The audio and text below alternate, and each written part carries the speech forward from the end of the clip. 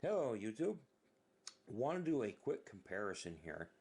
We all know what this is. This is the Hot Wheels Millennium Falcon, and this is from this is actually from going back to episode 7.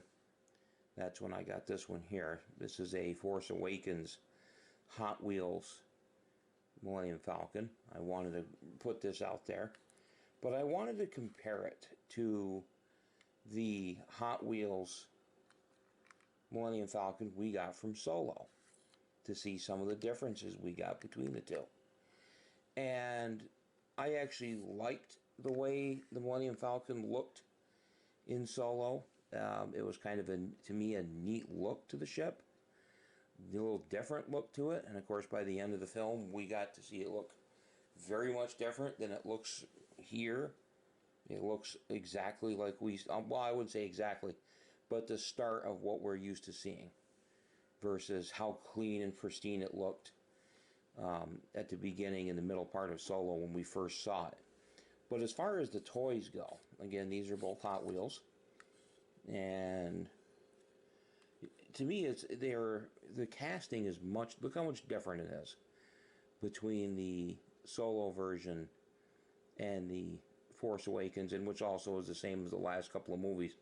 They just kind of keep rehashing it. What a huge difference just in the casting alone.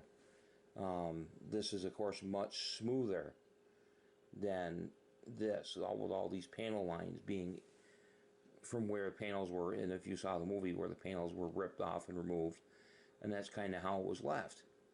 And it's just a huge difference between the way the two toys themselves were built. I mean, it's just even right down to, the very back. There's nothing similar at all about these two, other than the same ship at different times. But the toys are even drastically different. But they're still cool to own. And I would tell people, some people were disappointed with Solo. I did like the movie. I wasn't expecting the grand scale, huge space battles. To me, it was more like a Western. Yeah, there were parts of it I really wasn't a huge fan of, but it was still, in my opinion, a good movie. I think the reason it didn't do well was, one, The Last Jedi made people so upset, and I agree, I'm not a huge fan of The Last Jedi at all. And the other thing is they released it, I think, the wrong time of the year. They released it in May. Nobody was interested in seeing a Star Wars movie in May. They wanted to see it in December with the rest of them. So you had it too soon after The Last Jedi. I think if they had pushed it back to December, I think the movie would have done better. But getting back to these again, you can still find these online. I can usually get either of these about $5-6 a piece. If you know where to look, eBay has always been my best friend when it comes to buying these.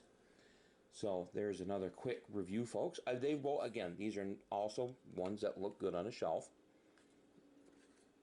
Between the two one, especially you put them next to each other. You put the two Millennium Falcons next to each other on the shelf, and they really do contrast each other quite well. And again, I would recommend them both. Don't overpay on these. I see a lot of people charging, especially on the Millennium Falcons. They're everywhere. They came with different sets, different toy sets. The Escape from Jakku Hot Wheels track set came with a Millennium Falcon. They were everywhere. I mean, people charging $12, $13, $14 for these, and that's before shipping. Don't pay that. That's crazy. You can still get them for $6 or $7 if you know where to look. And with that being said, YouTube, another quick review and example on the difference between the two Hot Wheels Millennium Falcons. One from The Force Awakens and one from the Solo standalone film. Have a good day, YouTube.